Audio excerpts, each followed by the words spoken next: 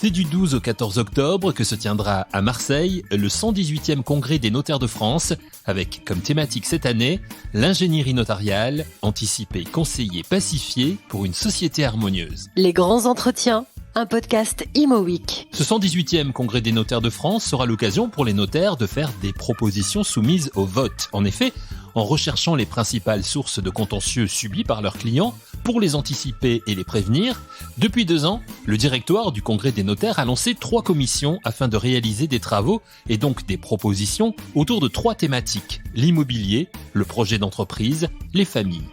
Nous allons bien évidemment nous intéresser aux travaux de la commission immobilier dirigée par Maître Olivier Vallard dans un instant, mais tout d'abord faisons le point sur ce que sera ce 118e congrès des notaires de France avec son président, Maître Thierry Delesalle, et notamment sur le travail de ces 3 commissions qui permettent vraiment de mettre en lumière ce à quoi correspond concrètement aujourd'hui le travail des notaires. Absolument, parce que c'est vrai que depuis plusieurs congrès, on nous avait fait le reproche de faire des propositions un peu trop techniques. Mais ces propositions techniques sont nécessaires pour faire avancer le droit. Mais voilà, cette année, on a voulu mettre particulièrement l'accent sur la manière qu'ont les confrères pour éviter les conflits entre leurs clients. Et c'est parti de là, c'est l'idée. Et donc, évidemment, dans les 3 domaines sur lesquels nous travaillons habituellement, l'immobilier, la famille et l'entreprise. Et donc, en identifiant tous ces conflits récurrents, on en est arrivé à se dire, ben voilà, il y a vraiment des points, c'est évident, où on peut, en anticipant, arriver à éradiquer tous ces conflits. Donc, et c'est un peu pour ça d'ailleurs que les pouvoirs publics apprécient nos propositions, c'est parce qu'on est vraiment une courroie de transmission entre les Français qui viennent nous voir et les pouvoirs publics qui peuvent être de temps en temps déconnectés. Le thème principal, c'est l'ingénierie notariale. Ça veut dire ce que ça veut dire, l'ingénierie notariale. Ça veut dire que vous avez un véritable savoir-faire et qu'il faut vraiment le faire reconnaître aujourd'hui. Oui, mais ça c'est depuis le Moyen-Âge que c'est la science des notaires qui est mise à la disposition des clients. Et donc aujourd'hui, on a identifié notamment, c'est beaucoup de propositions grand public cette année, en droit de la famille aussi bien qu'en entreprise. Et c'est pour ça que je pense qu'il y aura beaucoup de retombées, je pense. Ces propositions, donc, on l'a dit, 3 commissions que vous avez constituées, qui ont préparé pendant 2 ans, qui ont fait un gros travail autour du droit de la famille, autour de l'entreprise, autour de l'immobilier. Elles vont être débattues pendant le congrès. Comment ça va se passer ? Oui, alors, la particularité cette année qu'il y a 13 propositions qui vont être débattues avec les confrères, mais nous avons aussi une quinzaine on les a appelées différemment, on a appelé ça des recommandations, qui elles, du coup, sont plus techniques et qui, pour nous, ne s'imposait pas en débat, parce que c'est vrai que les commissions durent 2h30 et en 2h30 on n'a pas le temps de débattre de trop de propositions, on en fait 4 ou 5 maximum. Et donc les autres idées qu'on a eues, on voulait pas pour autant les mettre à la poubelle, et donc on va faire un livret de recommandations que nous remettrons au garde des Sceaux lors du congrès. Donc à lui de s'emparer de ces recommandations et des propositions qui seront votées à Marseille. Vous êtes confiant justement de l'issue de ces propositions ? Est-ce que le ministère va forcément s'y intéresser ? Ah bah écoutez, si on en juge par le passé, nous avons comptabilisé 120 textes de loi qui viennent de nos propositions. Donc oui, forcément qu'on est positif. C'est ça la magie des congrès, c'est que on travaille pour améliorer le droit et ça marche. Donc oui, on est force de proposition, on crée le droit. On peut dire que le notariat crée le droit depuis le Moyen-Âge. On a le code civil est en grande partie, on l'ignore souvent, issu des pratiques notariales. En présentant ce 118e congrès, Maître Delesalle, vous avez insisté sur plusieurs choses, notamment une journée formation aussi, ça c'est un aspect important du congrès. Oui, parce que l'ingénierie notariale, tout le monde ne peut pas devenir ingénieur du jour au lendemain. Et c'est vrai qu'on a pour ambition que le notaire, il fasse de plus en plus du conseil haute couture. Et là, c'est vrai que souvent par manque de temps, et puis depuis 30 ou 40 ans que l'immobilier a absorbé toute l'énergie du notariat, on voudrait que les notaires s'intéressent davantage au conseil sur mesure. Donc forcément, ça passe par de la formation.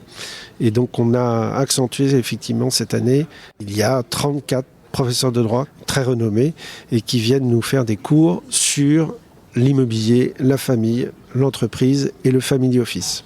Le congrès, il est ouvert à toutes les professions concernées par les propositions que vous allez faire. Absolument. Le congrès est ouvert aussi bien pour les cours que pour les commissions elles-mêmes, à tous les professionnels qui tournent autour de nous, parce que dans le family office, forcément, il est hors de question qu'on prenne le lead là-dessus.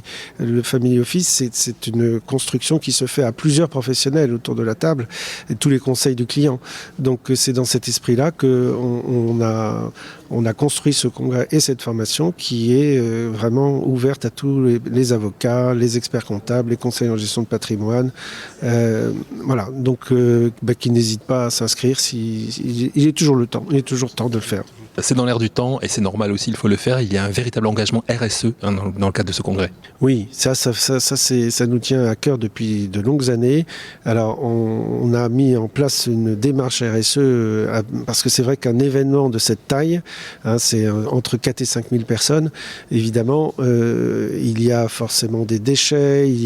Donc, on a imposé depuis longtemps à tous les stands, les professionnels qui viennent tenir des stands, des contraintes pour éviter qu'il y ait trop de déchets, pour éviter c'est l'emploi de matériaux renouvelables et autres. Ça va même jusqu'à la restauration où cette année on a mis en place des repas chauds mais des repas froids pour les retardataires, de manière à pouvoir redistribuer, s'il y a du surplus, ces repas aux associations de Marseille qui seront évidemment preneuses. Il y a eu 2 années compliquées avec cette pandémie où les congrès, celui de 2020, on était tenu à une jauge et encore on l'a tenu, c'était bien, mais on n'était que 1000. Et pour avoir fait partie justement de l'équipe de ce congrès, c'était compliqué de terminer 2 ans de travail sur en réalité un grand colloque, mais il n'y avait pas toute la magie du congrès des notaires parce que dans ce congrès, il y a de la gestion, il y a de la réflexion, il y a de la formation, mais il y a aussi beaucoup de cohésion et c'est ce qui, là je crois que les confrères sont très très demandeurs de se retrouver tous ensemble. Le 118e congrès des notaires de France, c'est donc du 12 au 14 octobre à Marseille. Chez ImoWeek, nous nous sommes bien évidemment intéressés à la commission numéro 1 qui a travaillé sur l'immobilier. Nous en parlons aujourd'hui avec maître Olivier Vallard, président de cette commission immobilier. 2 ans de travaux qui ont abouti à 4 propositions. Maître Olivier Vallard. Tout à fait, 4 propositions qui tournent donc autour de l'ingénierie notariale appliquée au projet immobilier de nos clients, en partant d'un double constat finalement, s'agissant en tout cas des propositions. Premier constat, la qualité des parties aux actes de vente, puisque nous nous concentrons sur le contrat de vente d'immeuble. La qualité des parties, qu'il s'agisse du vendeur ou de l'acquéreur, n'est pas prise en compte ou l'est de manière désordonnée en fonction des situations. Et le deuxième constat porte plus spécifiquement sur les modalités de formation du contrat de vente. Aujourd'hui, le contrat de vente est formé avant même que les parties ne s'en rendent compte finalement. Nous allons amener une solennisation supplémentaire pour éviter les situations de contentieux notamment. Alors, j'aimerais qu'on revienne un petit peu, qu'on insiste un petit peu sur la partie professionnelle ou non professionnelle du vendeur, notamment de l'immobilier. Ça veut dire quoi que les notaires, vous prenez parti dans l'opposition entre agent et mandataire, par exemple ?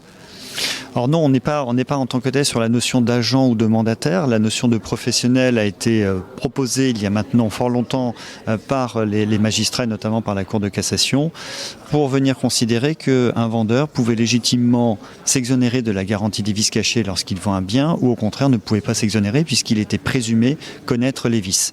Et dit autrement, le vendeur considéré comme professionnel de l'immobilier est présumé de manière irréfragable connaître les vices cachés d'un bien et donc ne peut s'exonérer de cette garantie.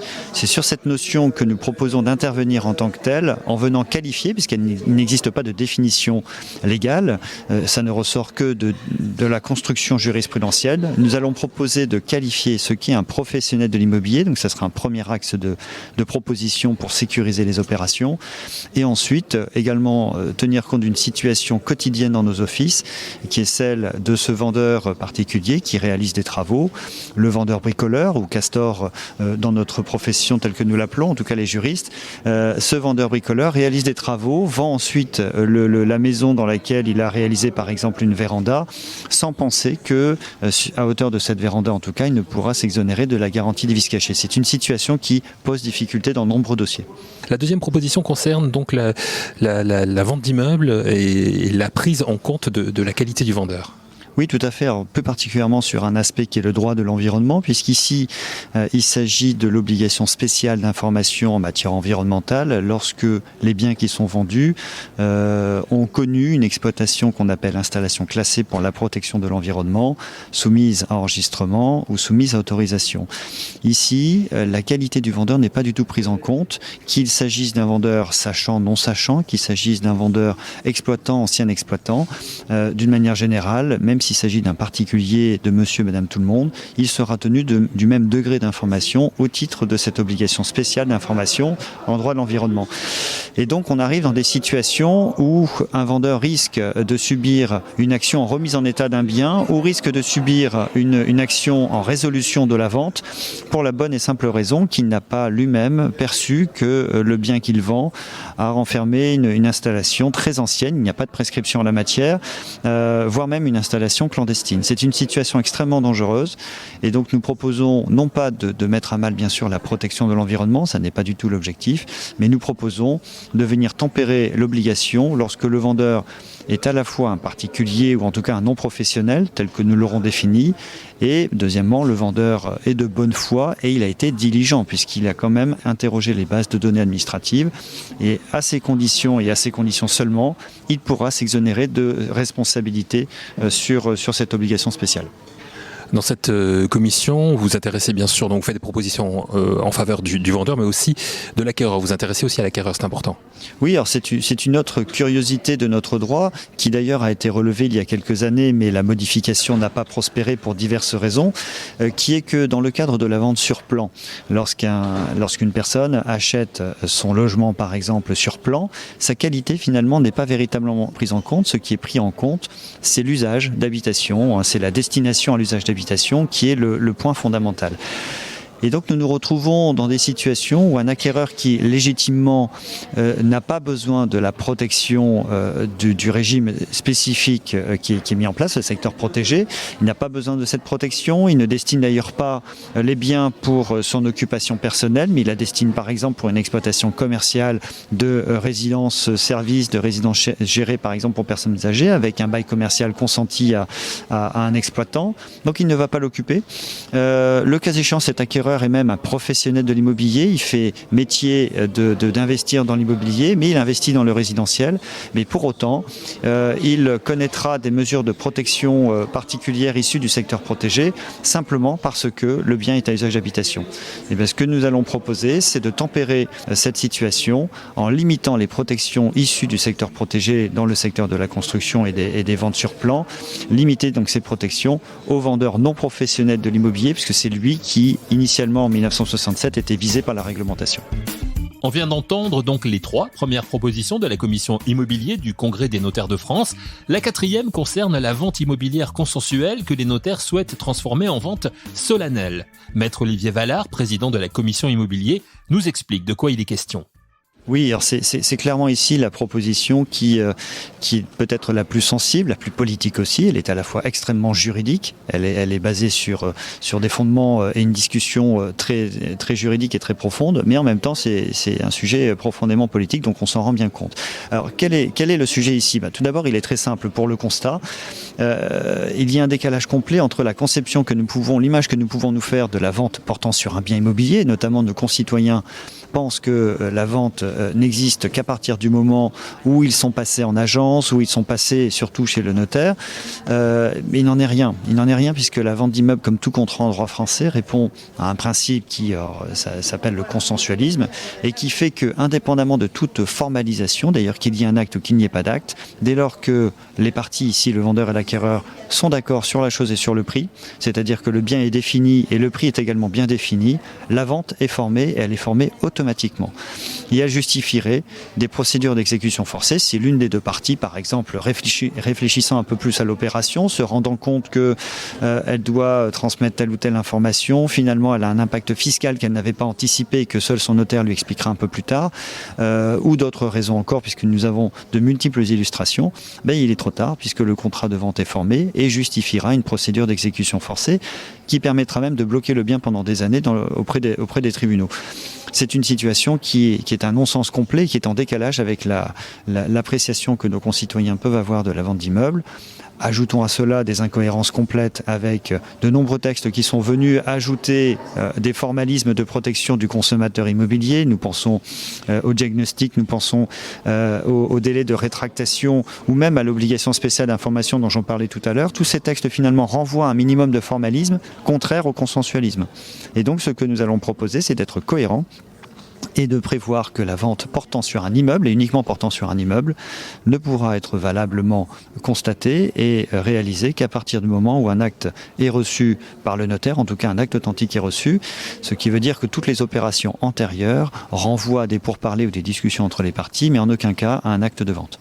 Maître Valard, vous avez présidé cette commission, je le disais. Comment vous avez travaillé au sein de la commission? Vous êtes basé sur des études, sur des chiffres précis. Ça vous a pris combien de temps? En fait, le congrès est organisé sur... la préparation du congrès s'étale sur 2 années. La première année étant schématiquement l'année de rédaction du rapport. Finalement, ça déborde un peu plus. Et la deuxième année étant l'année de préparation à la fois des propositions et de l'événement, puisque l'événement est un événement extrêmement important, avec cette année probablement plus de 3000 personnes, étalé sur 3 jours. Donc, ça nécessite bien sûr beaucoup d'organisation. Notre travail, après avoir rencontré l'équipe, nous sommes 3 dans l'équipe, 2 rapporteurs avec moi, nous nous sommes d'abord connus, puisque c'est un travail personnel et d'équipe extrêmement intense et nous nous parlons en permanence depuis 2 années et au moins de manière hebdomadaire avec des réunions pour avancer sur nos sujets. Nous avons dû apprendre à rédiger ensemble, ce qui est probablement l'exercice le plus compliqué puisque il y a peu de choses aussi personnelles pour un notaire notamment que d'écrire. Écrire avec 2 personnes au sein d'un même corpus et au sein d'un même livre et sur une même partie, une même commission, c'est un exercice passionnant mais en même temps difficile. Et écoutez, ça s'est extrêmement bien passé puisque nous nous sommes bien trouvés. Le hasard a bien fait les choses, enfin, pas totalement le hasard puisque Thierry Delessal a construit cette équipe. Et donc, mais oui, nous avons beaucoup travaillé, effectué beaucoup de recherches. Nous avons notamment passé beaucoup de temps à la conception du plan, qui était très ambitieux et que nous avons un peu réduit étant donné la taille du rapport. Et la rédaction et nos recherches ont finalement abouti au résultat que vous connaissez. Mais ce qu'il faut savoir sur ce congrès, parce que c'est une particularité qui est assumée par Thierry Delessal, c'est que nous avons commencé d'un point de vue à la fois très pragmatique et notamment sur les propositions.